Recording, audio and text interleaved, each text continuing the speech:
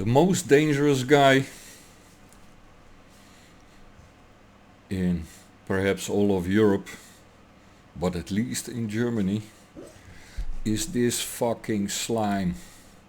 This guy. Traitor.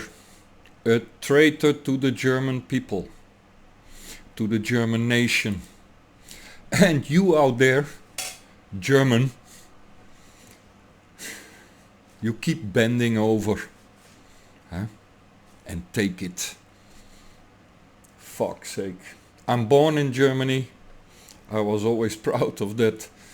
I grew up in Holland. Had to take a lot of shit in Holland about being born a German. But at least a lot of parts of the history of Germany I could be very proud of. So I was. Until now. Until now. Until this modern age. And then I'm thinking like, what the fuck? What the fuck? Nord Stream 2 gets blown up. And that traitor there doesn't even investigate. You, German, are not up in arms demanding a investigation. And by demanding, I'm talking about not asking, like, oh please can you do some parliamentarian hearings, blah de blah de blah. Demanding your country gets destroyed by this fucking traitor, by this fucking weasel. Just look at this fucking face and tell me, is that the face of an honest man? Is that the face of a man you can trust? Are these the actions of a man you can trust?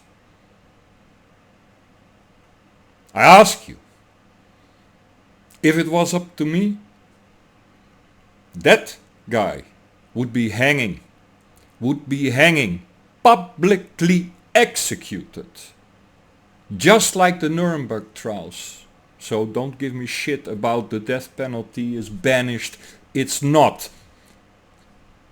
I suggest for all you out there, search for Professor Scholz 2008-2009 and how he explains how the death penalty is still around in Europe, in the EU, hidden in the Treaty of Lisbon. So yes, I think we should take that possibility out of the closet and hang all the fucking traitors in the EU. Those who throw the Europeans into chaos. That's not Russia. And that's also not the Ukrainian people. However, that fucking Nazi fascist regime in Kiev, combined with this fucking traitor, this piece of human garbage, we should get rid of them. We should get rid of them. If you have a dangerous animal around, you think we should keep it around? These people are a danger to you out there, to me, to every one of us. Should we keep them around? Why did we have the Nuremberg trials and those punishments? Why oh why? And now we've became better people, 80 years down the road. For fuck's sake, you make the same mistakes. You keep voting for these kind of psychopaths. And then you cheer when they get elected.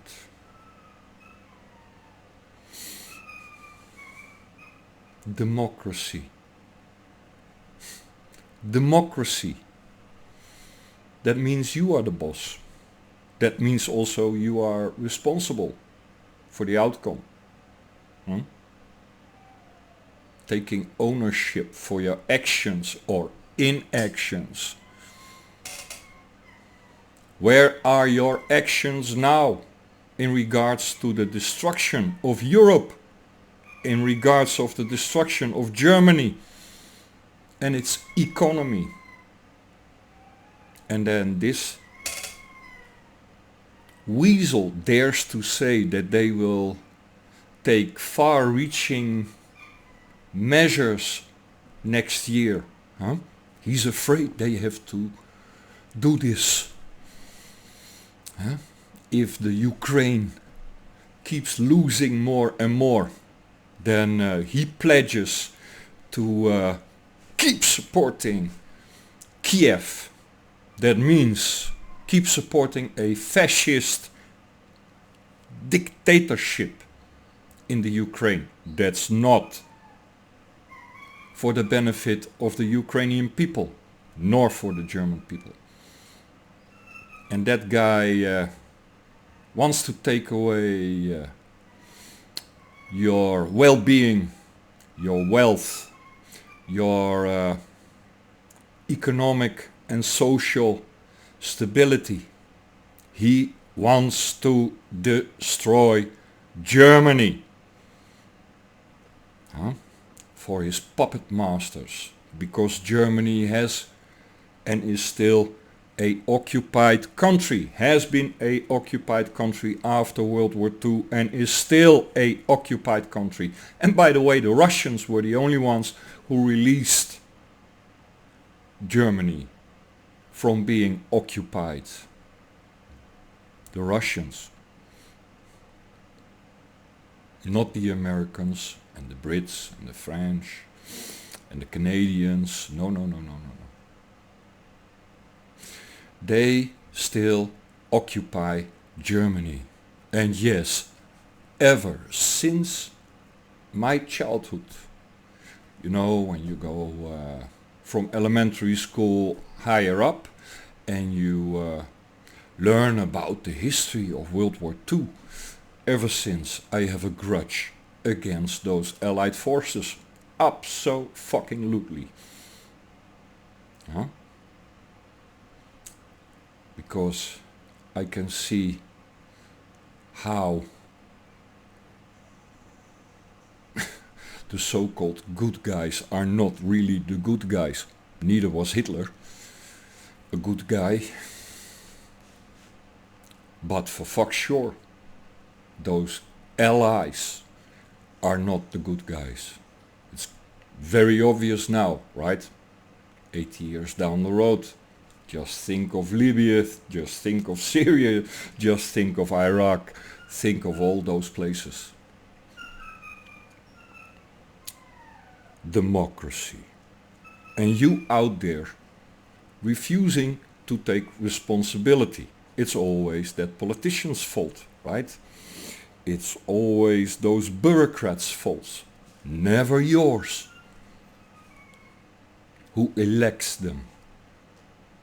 Or who refuses to take your God-given right, not a privilege from a government, your God-given right to self-defense, to life and liberty. That's a God-given right. You do not need permission to get rid of a Scholz. From no one. Not from the UN, not from the USA, not from Brussels. All you need is the will to do it.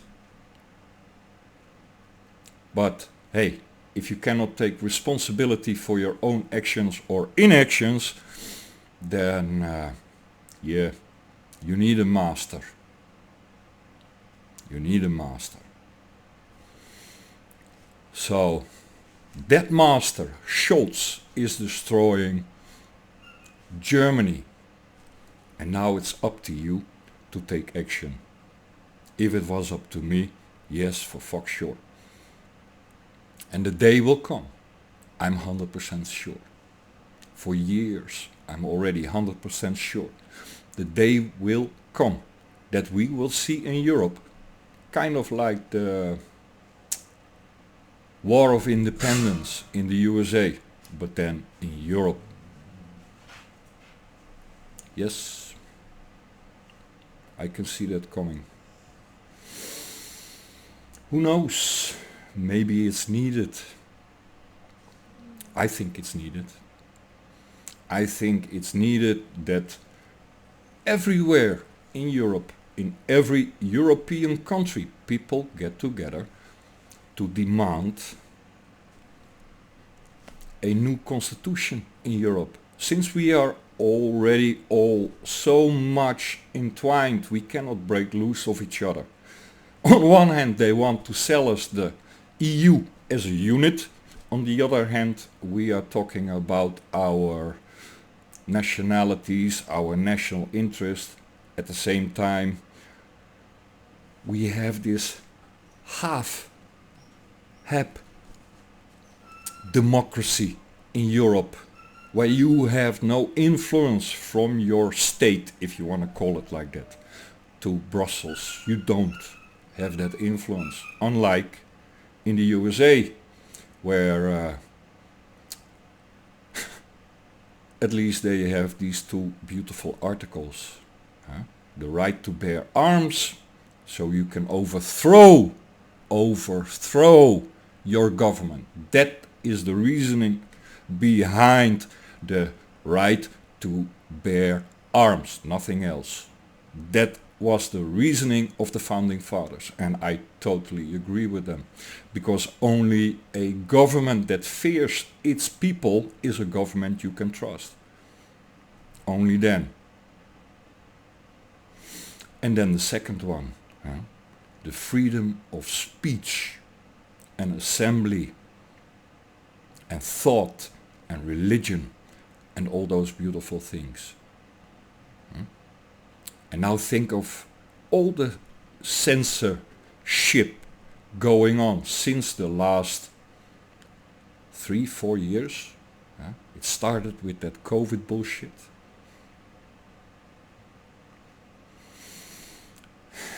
And people still don't wake up. Yes, people are waking up, and yes, people are voicing their concerns, but they don't take responsibility. It's up to you. No one will give you freedom. You have to take it. Do you think that someone who takes you hostage will give you your freedom by his own will and accord? No, he took you hostage, right? Likewise Scholz, he takes you hostage. Likewise Brussels, they take you hostage. The USA takes Europe hostage. You think they will give you your freedom out of their own will and accord? Never, never. You will have to take it with, yes, indeed, the willingness to fight for it in every form, be it physical, mental, verbal, but also physical. Also to go on the street, to be relentless in your peaceful protest and show the world how they use violence.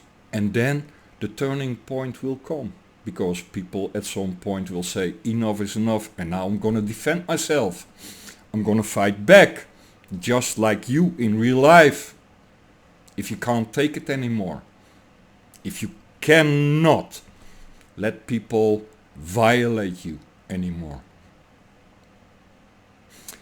that's when you start to fight back. And apparently we didn't reach as a society enough hardship, enough violation to fight back. The sad part is, once you want to start to fight back, you might not be able anymore.